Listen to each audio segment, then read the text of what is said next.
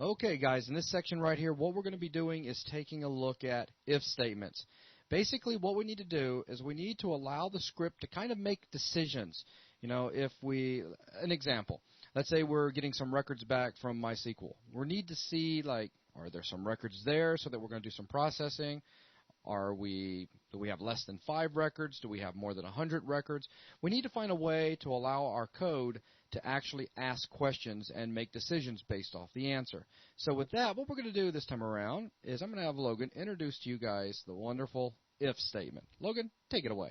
Okay, well, let me go ahead and open up a new script and tab over, and this, obviously syntax is if. Then we open opening and closing parenthesis for what we want to test.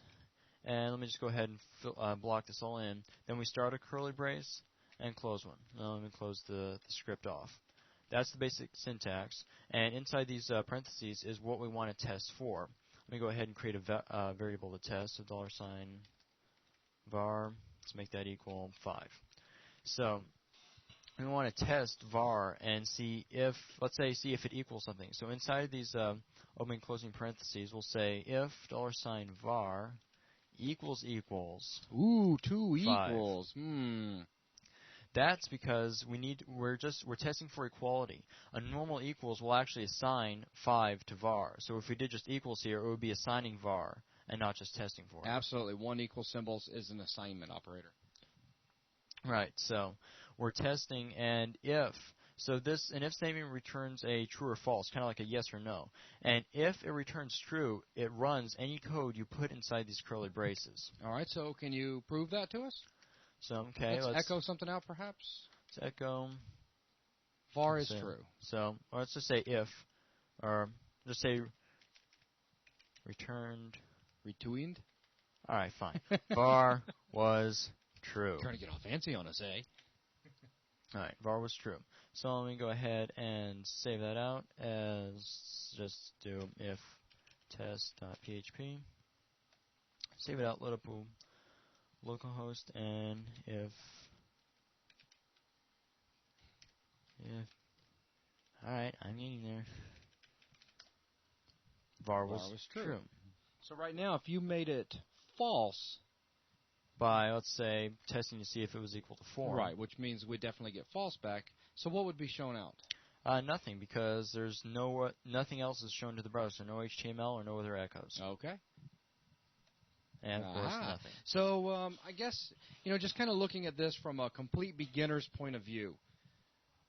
Okay. What's going to happen? Let's say we've got some code going on. We've been doing some stuff. Everything's been running fine. Then suddenly we need to do a little test, and we use this if statement here, and we see that inside the open and closing curly brace, we're going to do something if the condition's true. But what do we need to do if we want code to continue after it's done? Just keep writing code outside of the last curly brace. Okay, so no matter what, true or false, that code will continue executing. Yeah, this is basically its own.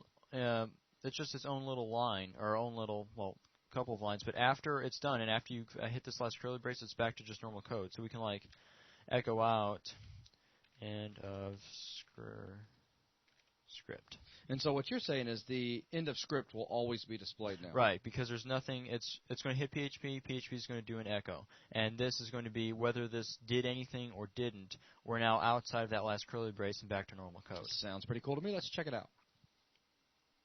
End of script. End of script. And if you go back in there and make the test true?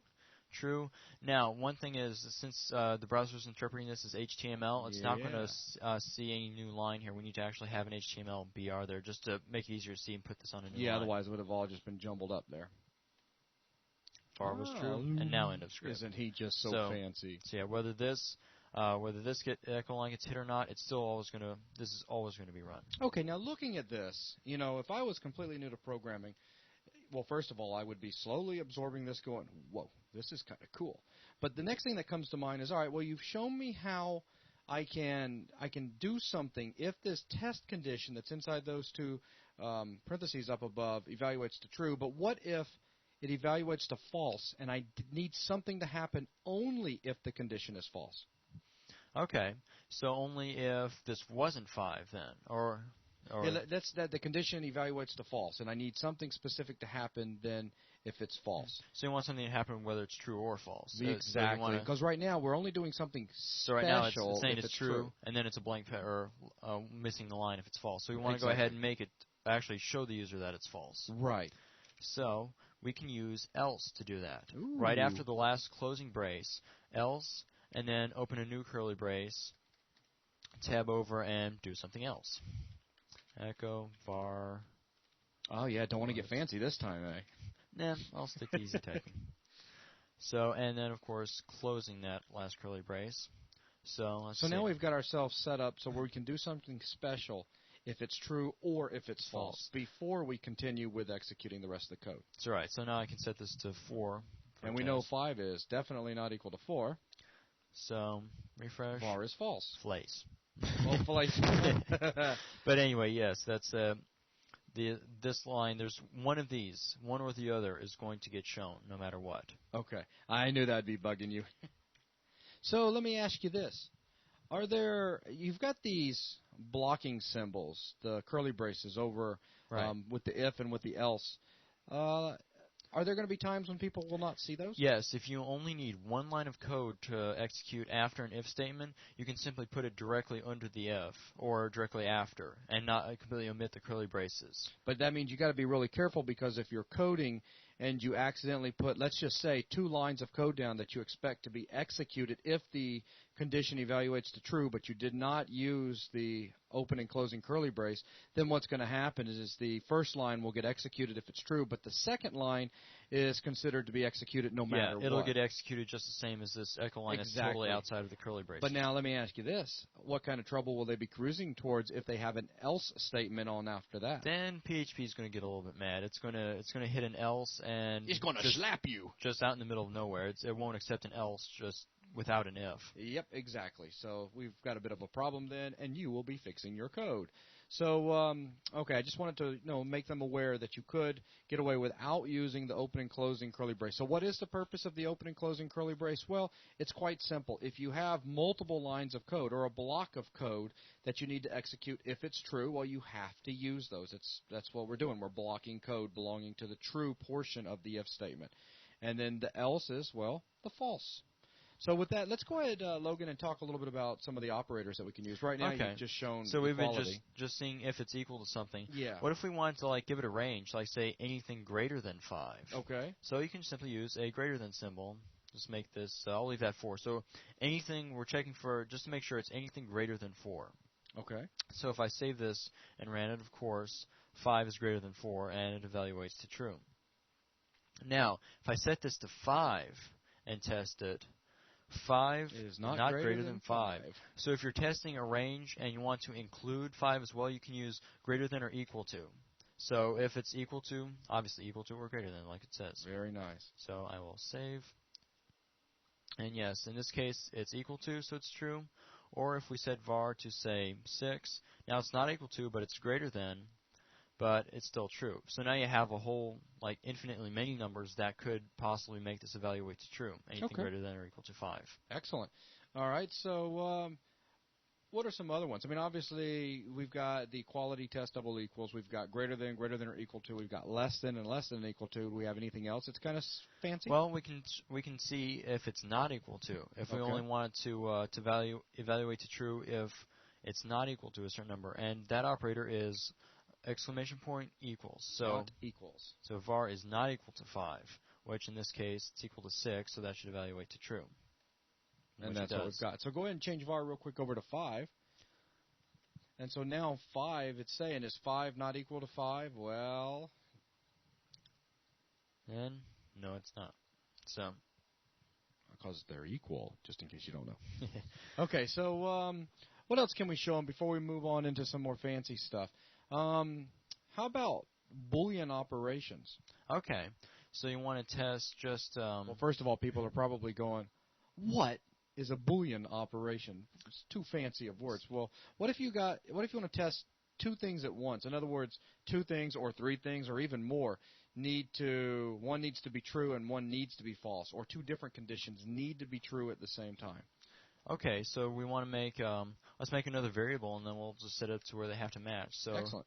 $var2 equals 8, and of course you could use like a string expression as well. So and test that.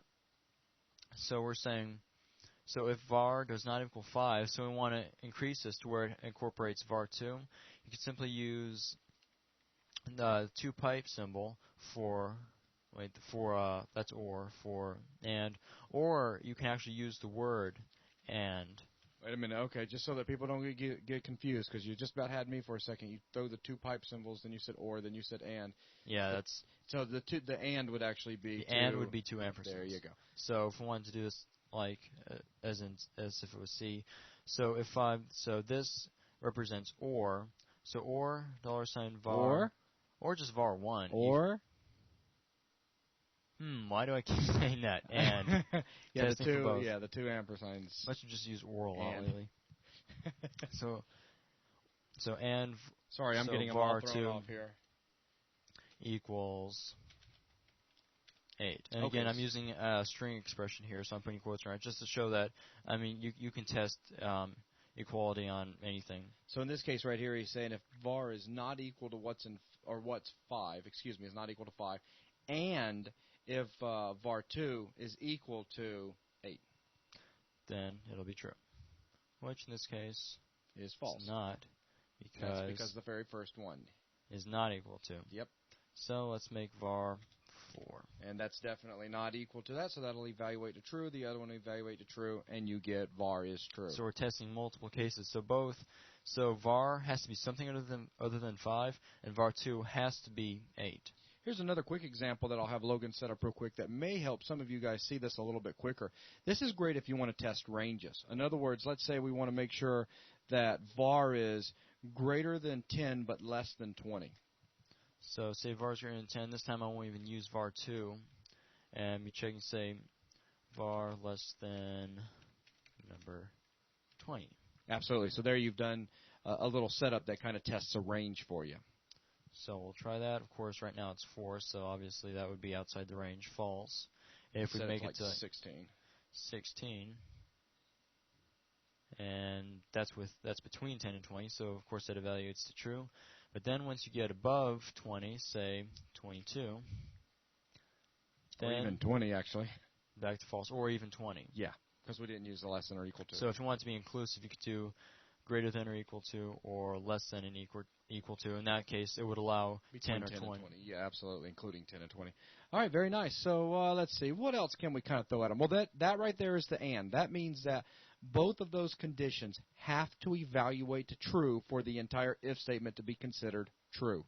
Now, we also, as Logan said a second ago, you could also type the word and in there as well. Go ahead and do it, Logan, just so they've seen it.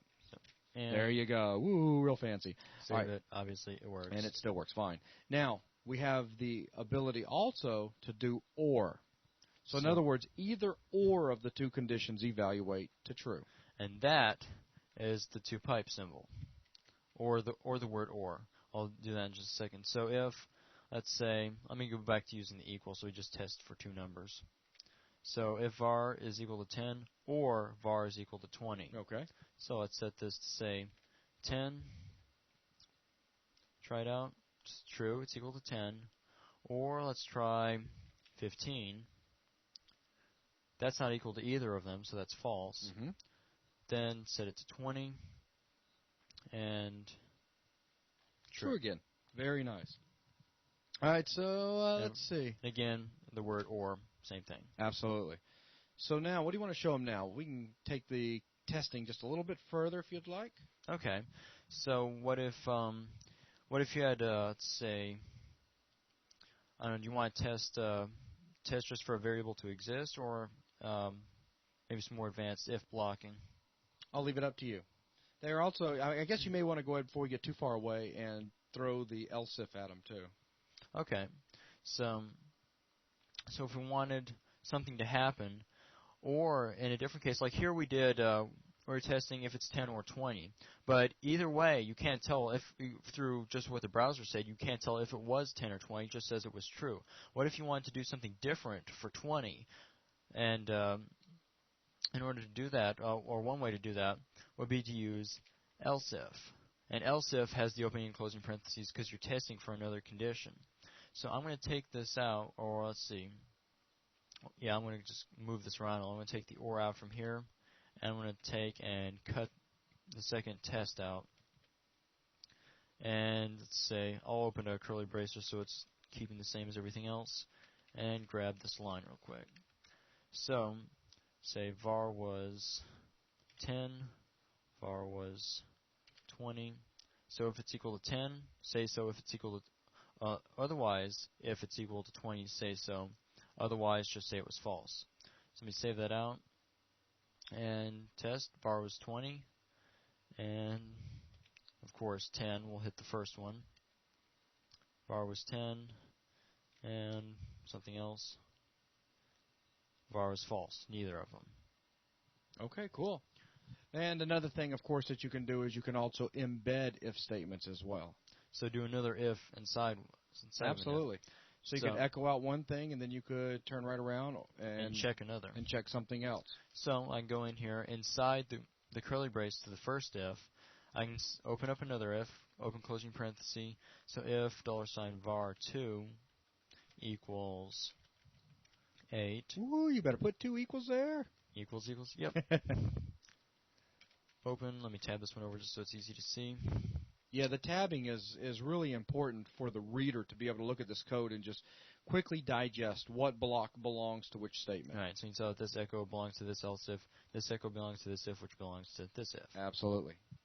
So we're testing if it's 10, and then again and then testing the second var if it's 8. So I'll just change this back to true to be less confusing. Save that out, test it, and it was false because I don't have var equal to 10. All right, so var 10, so this will be true. Second var 8, so this will be true. And of course, very true. nice. And again, the reason, remember we just, it's kind of like the same thing as that and, or why would you use this other than just using an and inside of a single if? Well, what if you wanted something to happen in the first case, and then something else happened in the second case? So if I put another echo, so say we always want to do something in the case that it's equal to 10, but then only continue that.